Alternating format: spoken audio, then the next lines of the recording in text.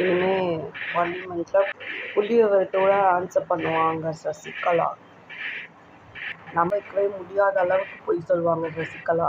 இப்போதான் விஜய் வந்து காலில் விழுந்து கதற ஃபோட்டோ சசிகலா எடுத்துக்க போகிறோம். இதை நம்ம பார்க்கலாம். எவ்வளோ சுவாரஸ்யமாக இருக்குது, காமெடியாக இருக்குது. ஆர்டிக்கல் பப்ளிஷ் பண்ணுறோம் அப்படின்னா டேட்டாஸ் கலெக்ட் பண்ணுவோம். டேட்டாஸ் வச்சு தான் வந்து நம்ம எஸ்பிஎஸ் ஸ்டாட்டிஸ்டிக்ஸ் டூல் யூஸ் பண்ணி நம்மளுக்கான ஆன்சர் வந்து நம்ம பண்ண ப்ராஜெக்ட்கான ஆன்சர் வந்து நம்ம கொடுக்கணும். ஓகேங்களா?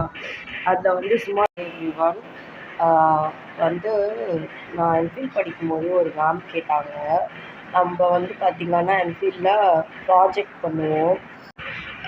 அப்போ வந்து கேட்டாங்க, நீ வந்து ஃபைனலாக கன்க்ளூஷன் கொடுத்துட்ட, அதுக்கு ஒரு எக்ஸாம்பிள் சொன்னாங்க. தோசை சுட்டுட்ட, அதுக்கான மாவு வந்து எங்கேருந்து வந்தது, தோசை வாத்துட்ட மாவு எங்கேருந்து வந்தது அப்படின்னு சொல்லிட்டு கேட்டாங்க. இப்போ வந்து ப்ரெசன்ட் சினாரியோ பார்த்திங்கன்னா அந்த மாதிரி தான் இருக்குது. நீ சிஎம் ஆகிட்ட, உனக்கு தேவையான மூலப்பொருட்கள் எல்லாமே பண்ணி சசிகலா நீ இப்போ CM ஆகிட்ட, not Vijay.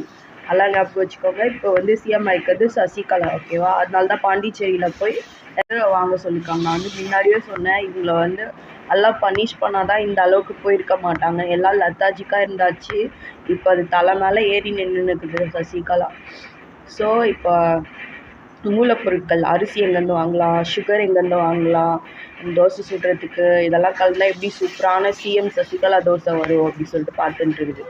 So be aware. DMK members யார்கிட்ட வந்து இந்த மாதிரி வயல் ரைஸ், அப்புறம் வந்து இந்த மாதிரி சுகர் கேன் தோட்டம் இதெல்லாம் எது இருந்தாலுமே வந்து முதல்ல அடியால் வச்சுக்கோங்க. இவனுங்கெல்லாம் வீட்டு பக்கம் வந்தாலே அடித்து க்ளோஸ் பண்ணுறேங்க. ஓகே.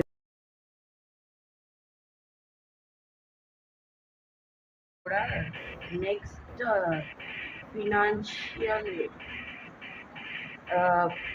நெக்ஸ்ட் இயர்க்கான ஃபினான்ஷியல் பிளானிங், அதுக்கப்புறம் வந்து ரிசல்ட் எல்லாத்தையும் எப்படி கொடுக்க போகிறாங்க அப்படின்றத நம்ம பார்க்கலாம். எவ்வளோ சுவாரஸ்யமாக இருக்குது, காமெடியாக இருக்குது.